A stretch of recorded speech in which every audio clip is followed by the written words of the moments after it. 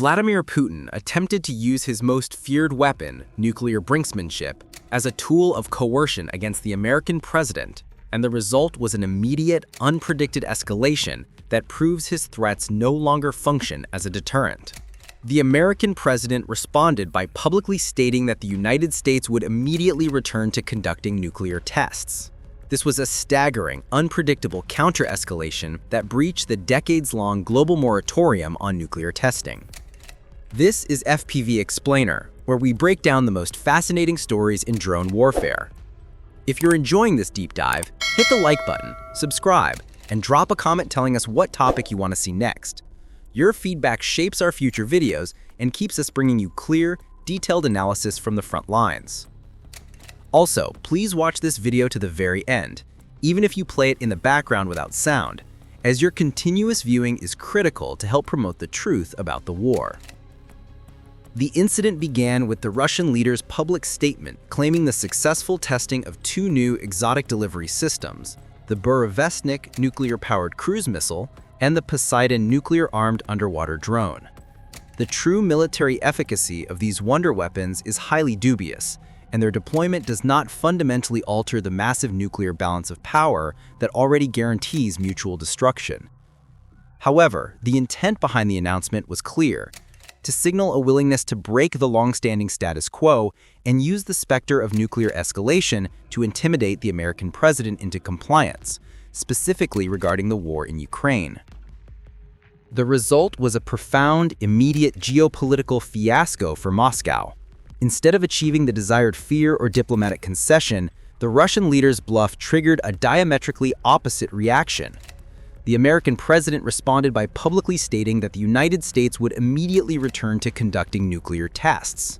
This was a staggering, unpredictable counter-escalation that breached the decades-long global moratorium on nuclear testing. The irony of this failure is rooted in the very psychological dynamic Putin sought to exploit. The American president, unlike his predecessor, is not governed by traditional diplomatic caution. He's not a nuclear policy expert. He is driven by ego and a relentless need to appear strong. He interpreted the Russian statement not as a complex diplomatic signal, but as a personal challenge that demanded an overwhelming display of retaliatory force. He chose to ignore the nuanced reality that the Russian tests were not classical nuclear detonations and instead used the term nuclear as a trigger to assert American supremacy. This single event proves that nuclear blackmail is now obsolete as a tool of Russian foreign policy. The Russian leader's predictable use of the nuclear option no longer induces Western paralysis. It now invites an unpredictable and dangerous counter-escalation. By attempting to frighten his opponent, Putin merely provoked a stronger, more damaging response, confirming that the strategic initiative has been lost, and that the language of nuclear threats is no longer a viable diplomatic tool for the Kremlin. The second, equally disastrous political maneuver made by Vladimir Putin was his public fabrication of massive battlefield victories, a cynical attempt to create a false image of military dominance for the American president that has been instantly exposed as a lie by nearly every independent analyst and even his own war correspondents. This is the Kremlin fighting a virtual war, where the primary goal is not to win territory, but to maintain a political delusion that the army has already failed to achieve. The lie was delivered directly from the highest levels of command. The public statement claiming the encirclement of 10,000 Ukrainian soldiers and the blocking of major urban centers like Pokrovsk and Kupiansk. This declaration was a calculated piece of political theater. Its immediate target was the US president, designed to replicate a past success where a similar claim about surrounded Ukrainian troops convinced the American leader of Russia's overwhelming military power. The implicit message was, "We are on the verge of victory. Pressure Ukraine to concede." However, the reality on the ground, confirmed by battlefield reports and open-source intelligence, proves this claim to be an absolute fabrication. There is no encirclement of 10,000 troops near Pokrovsk, a city that remains several kilometers from the nearest Russian positions. The corridor for supplying the cities is still functional, and the notion of such a large Ukrainian force being trapped within the urban centers is an absurd fantasy given the current style of warfare. This claim is recognized universally as a Gerasimov lie, a fabricated success story cooked up by the General Staff to satisfy the political leadership's demand for victory. This institutionalized dishonesty confirms the terminal state of the Russian army. The High Command is now trapped in a dangerous, self-destructive loop. They are incapable of achieving real victories on the battlefield, so they are compelled to manufacture them for political consumption. This need to create a fictional reality is driven by the fact that the actual offensive has stalled, with Russian forces caught in a costly attritional deadlock. The fabricated encirclements merely serve to disguise the profound military truth. The army is structurally incapable of performing large-scale maneuver warfare and achieving an operational breakthrough.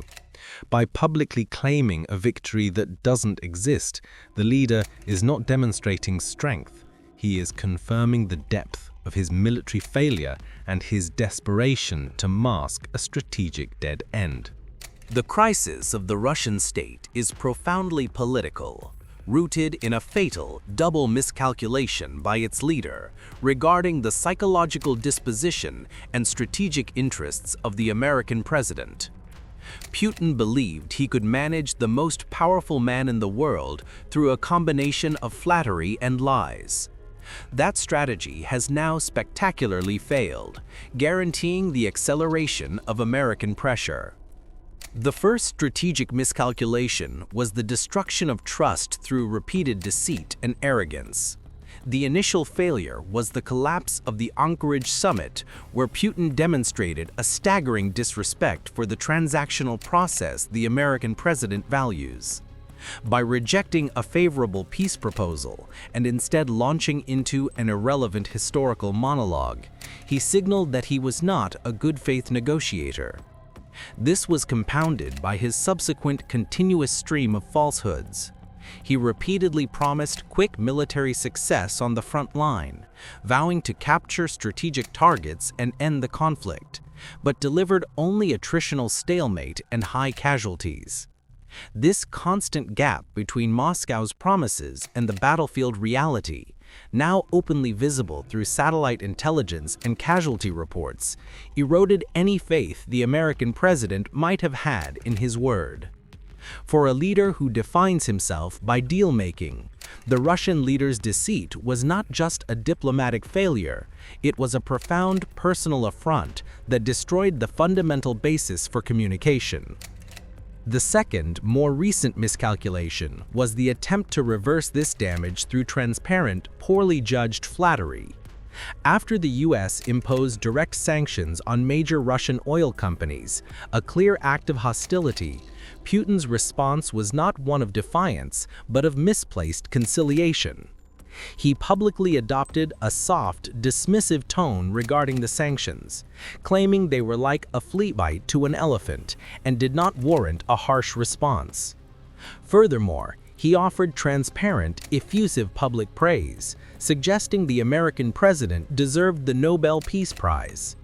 This strategy was intended to butter up his opponent, hoping to cool the escalating conflict by appealing to the American leader's vanity. However, this tactic was fundamentally flawed. The American president interpreted the Russian leader's soft reaction not as a sign of respect, but as confirmation of weakness. By dismissing the sanctions, Putin suggested the American leader's action lacked true consequence, thereby undermining the authority he needed to project. The American president does not want empty flattery. He wants visible results and reciprocal respect. This calculated display of weakness achieved the opposite of its intent. The leader, driven by the need to prove that his actions were consequential, responded by intensifying the rhetoric and doubling down on punitive measures. The leader's attempts to regain control through manipulation only accelerated the collapse of his diplomatic position, guaranteeing the continued escalation he now fears. The core result of this double miscalculation is that the Russian leader is trapped. He has exhausted his strategic capital, both his military reserves and his credibility. He is now caught between a politically weak position and a militarily desperate one, ensuring that the only viable outcome is one dictated by his adversaries. We have analyzed the failure of diplomacy and the collapse of political trust. Now we confront the most visible symptom of Russia's profound military technological decay: the leader's desperate attempt to project strength through nuclear illusions, threatening the world with non-existent or functionally obsolete wonder weapons.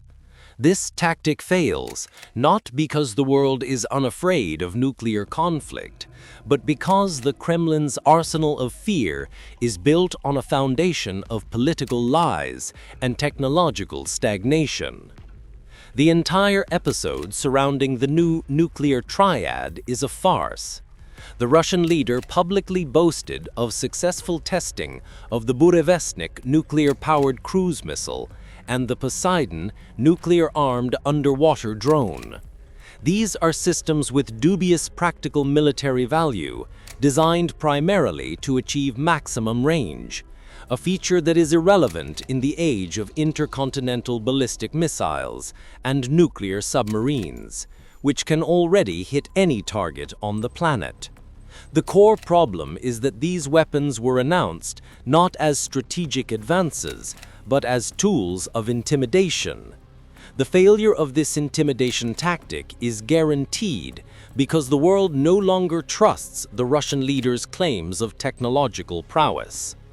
The case of the Sarmat ICBM, the centerpiece of Russia's supposed modernization, is the perfect illustration of this institutionalized deception.